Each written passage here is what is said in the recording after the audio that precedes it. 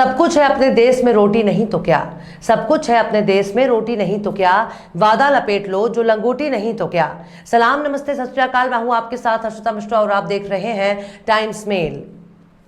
हमारे देश में इस वक्त विश्वगुरु बनने की मुहिम चल रही है। इस मुहिम को मीडिया और भगवाधारी संगठनों को भरपूर साथ मिल रहा है, लेकिन इस मुहिम में खुद को मूर्ख और जाहिल साबित करने की होड़ मच गई है। इस मुहिम में कदम कदम पर बेइज्जती मिल रही है, लेकिन फिर ये उम्मीद जताई जा रही है कि हमारा देश धर्म के रास्ते पर चलकर एक न एक दिन विश्वगुरु बन ही जाएगा।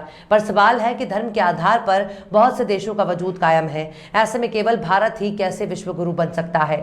जिस देश में बेरोजगारी अपने चरम पर पहुंच चुकी है, जिस देश में भुखमरी के नए नए कीर्तिमान कायम कर चुकी है, उस देश में बेरोजगारी कोई मुद्दा नहीं है, उस देश में भुखमरी कोई मुद्दा नहीं है, उस देश में जहालत कोई मुद्दा नहीं है। जातिवाद और नक्सलवाद जब हमारी रगों में कूट कूट कर भरा है, तब ऐसे में सवाल है कि आखिर हम करना क्या चाहते हैं। केवल मंदिर में घंटा बजाकर सुबह शाम शंखनाद करके हम कैसे विश्वगुरु बन जाएंगे, जबकि हमारे पास दुनिया को देने के लिए प्रेरणादायक भाषणों के अलावा कुछ भी नहीं है।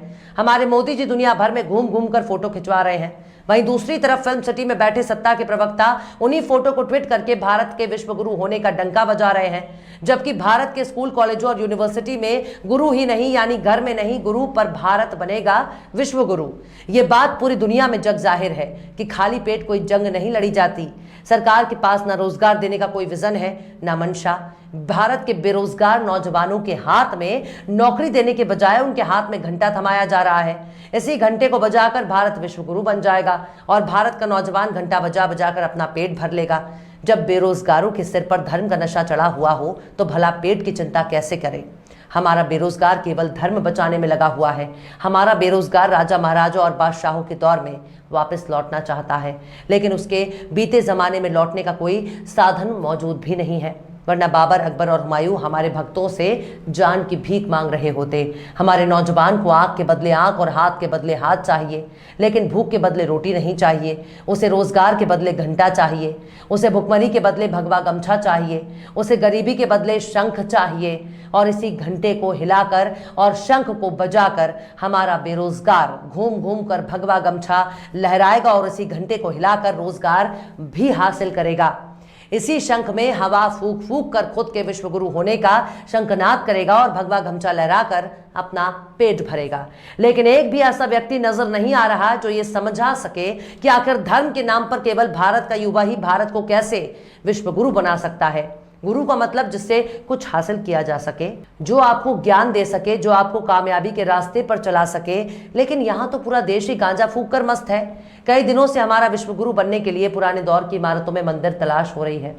उसे भी पता है कि डंडे खाने के बाद भी जो रोजगार सरकार नहीं दे सकी, वो रोजगार मंदिर तलाशने के बाद मिल जाएगा।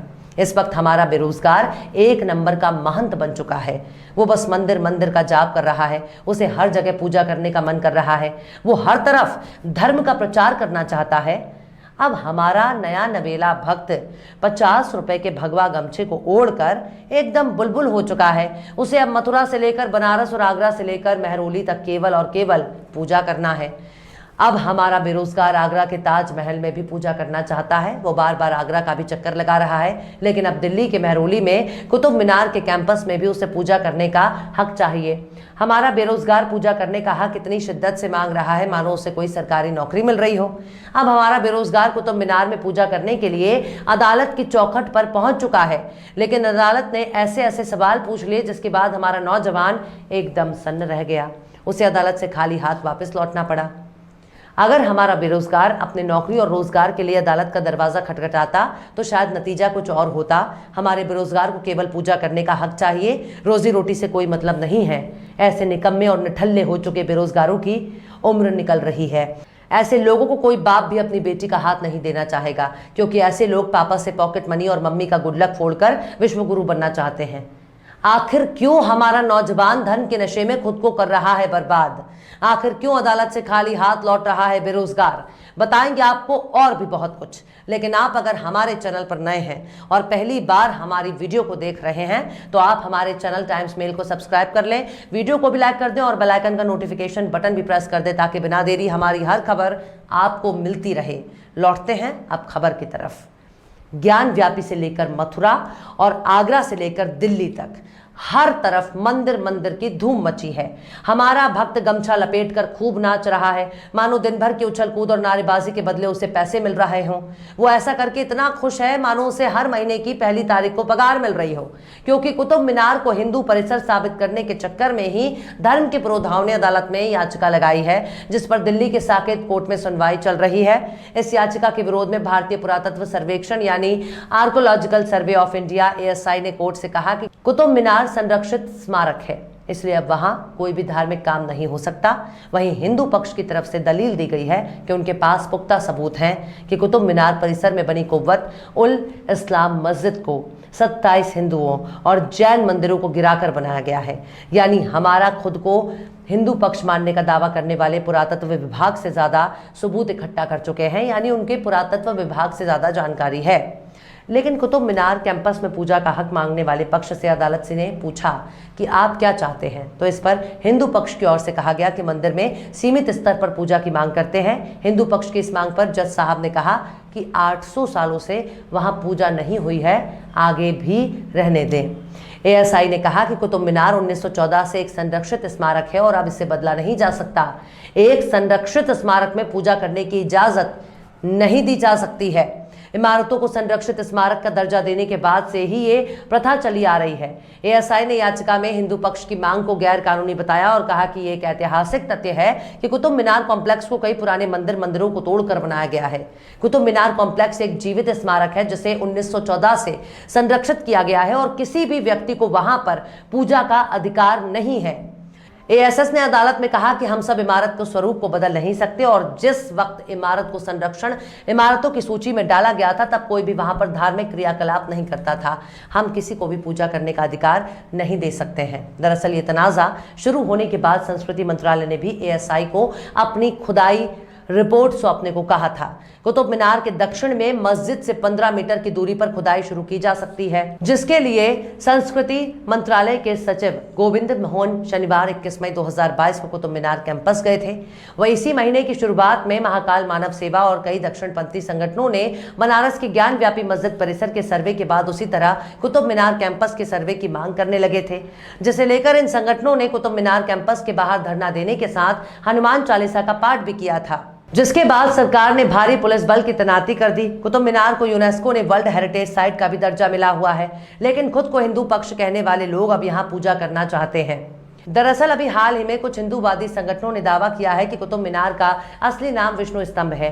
कुतुब मीनार के परिसर में स्थित कुबाल उल इस्लाम नामक मस्जिद है, जिसको लेकर अक्सर हिंदूवादी संगठन दावा करते हैं कि यह हिंदू जैन मंदिरों को तोड़कर बनाया गया है और ये विष्णु स्तंभ है।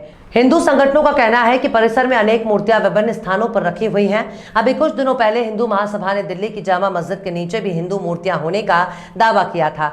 बीजेपी नेता साक्षी महाराज ने जामा मस्जिद को विष्णु मंदिर बताया है, यानी हर चीज के नीचे मंदिर ही मंदिर है और भले ही जमीन खोदने पर रोजगार मिले या ना मिले, लेकिन मंदिर जरूर मिलेगा। तो इस तरह से हमारा देश विश्वगुरु बनने की राह पर निकल चुका है। हमारे देश को मोदी जी ने विश्वगुरु बना दिया और बाकी का काम हमारे नौजवान कर ही लेंगे। फिलहाल पंचर पुत्रों को सबक सिखाने के लिए इतना तो करना ही पड़ेगा, तभी तो हमारा देश विश्वगुरु बनेगा। अभी तो हमारे विश्वगुरु बनने की बस एक छोटी सी शुरुआत है। आगे आगे देखिए विश्वगुरु की रेस में कौन कौन से कारनामे सामने आते हैं। बस भारत के विश्वगुरु बनने का नजारा देखना बाकी रह गया है।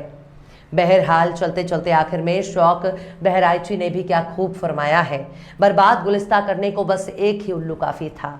बर्बाद गुलिस्ता करने को बस एक ही उल्लू काफी था, हर शाख पे उल्लू बैठा है, अंजाम गुलिस्ता क्या होगा।